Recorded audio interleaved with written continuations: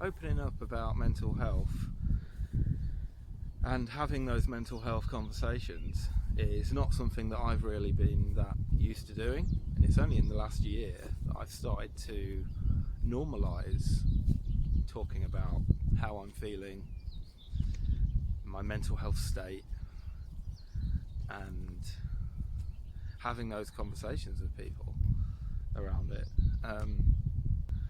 I don't think many men in particular really talk about their mental health, and makes me feel like a bit of a giraffe sometimes, poking my head up above the trees, because it's not something I really hear anyone talk about. And the reason I started talking about my mental health in the first place was because I've been experiencing depression and bad anxiety now for the last kind of year to 2 years, and I've had to find a way to pick up again in life, try and move forward and try and learn to kind of cope with my mental health, really, so that I can live a more positive life. And I can look after my family well, I can sustain my job, and I can find some enjoyment in life again.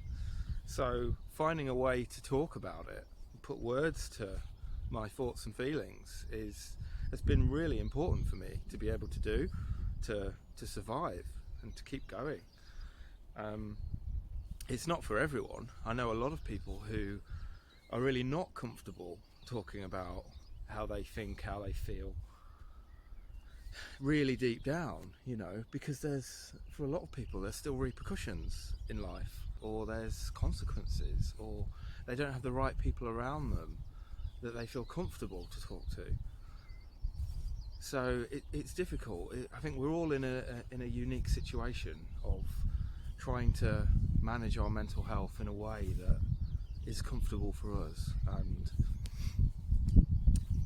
that meets our personal needs. For me, I was really keen to talk because I have a very sociable life. I have a job where I work with a lot of different people, and I have very open and honest conversations with people, and they have that back with me. And I have to think about my family, I have to think about my children, I have to think about how I can function in life in a way that's manageable. And I don't really want people looking down on me in any way or feeling like they have to avoid me. So actually being able to have an honest conversation with someone about how I'm feeling and how circumstances and situations and experiences in life are affecting me, it's really important for me to be able to do that.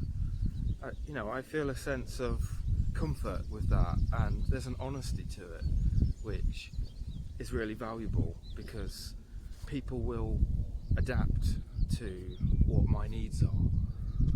And if you're going through this kind of stuff, people will adapt to you as well.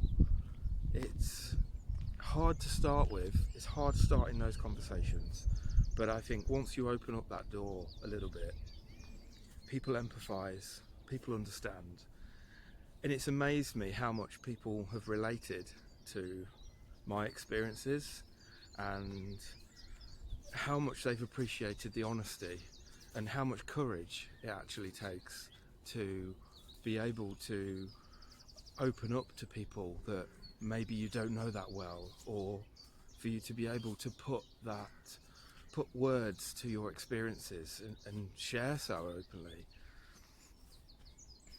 I've had quite a strong social media presence for a few years now, mostly on LinkedIn and a bit on Facebook as well, and that's been something that I've been really conscious of. And I think in the times we live in now, in 2025, I don't think you can really hide your mental health. I mean, most people tend to only see one side of you on social media, but I think when it comes to your lifestyle, so finding a way for me to be able to, I think, have honesty and some sincerity and just be kind of frank and real with people on social media was kind of important to me, because it's part of my personal brand to be who I am, to wear my personality on my sleeve, and to have some integrity about how I conduct myself online. And some of the topics that I talk about, are very much rooted in real life. So I think just hiding my mental health experience from the world, I don't think would do me any good, because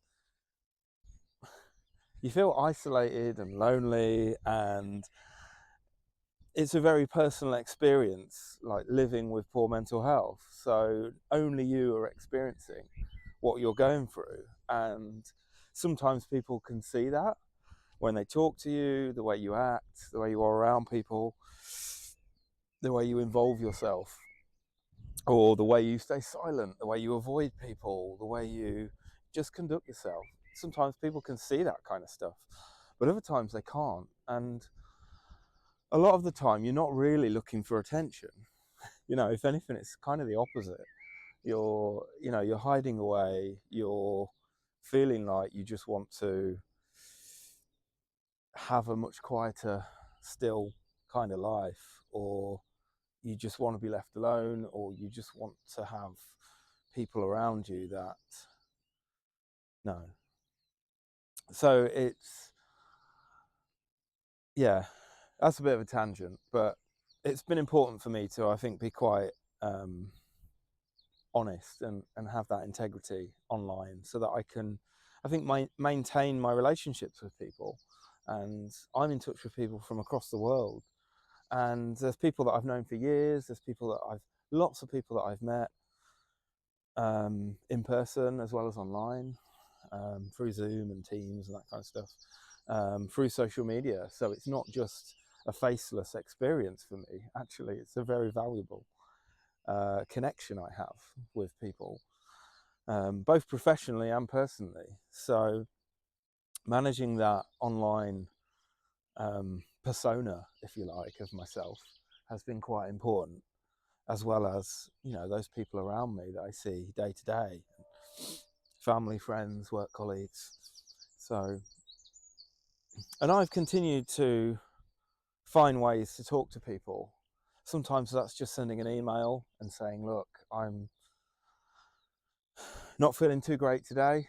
This is how it is, and just be a bit matter of fact about it.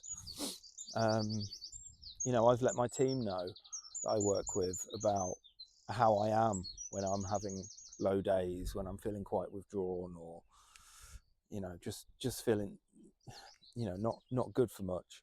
And so there's ways for me to communicate about that, and there's an honesty there which I think people have appreciated, because I've had several conversations off the back of emails like that, so that have been prompted by other people in response to me. So I know those kind of things can be really beneficial, like just putting a few words on paper, or typing a few words in an email or a text message, whatever it is. I think those sort of things can be a really valuable way to let people know how you're doing and what you've got going on.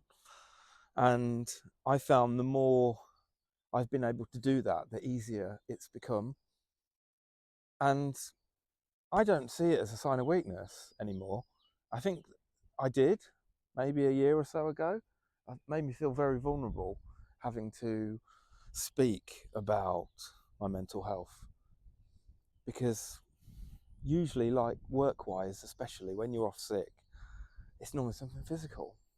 It's a cold, it's the flu, it's an injury, it's an accident, it's it's an illness, it's something that you've got or that you've had and you're dealing with. But people automatically understand that. Mental health conversations are not so common, especially in the workplace. So finding a way to try to normalize that with the people that I see the most or that I'm closest to, so that it's more part of your everyday conversation, makes it easier for you, especially during those low times, because people can understand, people can give you space if you need space. They can check in with you if you need them to check in. On those better days, it's been important for me to communicate to people about how I am or how I'm feeling when I have those low times. So I'm letting people know in advance, maybe what to look out for, maybe what kind of attention I need, whether I need to be seen or heard or checked in with or not, what I know that I would appreciate when I'm feeling low. That's important to be able to let people know, because when you're in those low points, you don't want to talk to people. You don't want to be able to educate on what you need, and you can be really, you're not yourself in that typical way. So I can be quite aggravated or irritable, or I can be quite withdrawn. I can be quite kind of emotional, or even sort of, I suppose for me, emotionally unstable to some extent. So bearing that in mind, people are not seeing you at your best, and people will respond to how you act to them. And so giving people that forewarning of what to expect or what you might need from them, I think is really valuable. And it's a freight train going past. For me, it's been really important to be able to put words to those experiences and to communicate with people around me about that. And I have had to approach it differently with different people, because we have different relationships with people. Some people we're closer to than others. Some people we know in a professional capacity. Some people it's more personal. It's like close relatives, distant relatives, best friends versus associates. There's all those differences and those nuances, which mean that people don't need to have that same conversation. And it's something I've had to think about and try to prioritize the people that I need to speak to the most about what I go through, so that they understand. And those people that need to know less, you let them know when they need to know, or maybe it's just a short message online or something brief. You don't announce this stuff to the world. It's not about making a fanfare. It's about letting those important people, those valuable people, know what you need them to know, so that they can support you, they can sympathize, they can empathize, they can understand your experience, so they can help you. That's what's important. So for me, that's been working fairly well over this last year, but I guess it's a bit of a journey, because I've gone from being in crisis to living life day to day, working, being around family, being a parent, dealing with those different needs of the people around you and those responsibilities and expectations, and having to try to normalize my mental health. So it's all a journey and it's all an experience, but it's so valuable to find ways to open up about your mental health. So I'd really love to hear about your experience of opening up. What's it been like for you talking to people about mental health? How have you found it? Have you got any tips to share? Put a comment below this video. Let's share our experiences. Till next time, have a good day.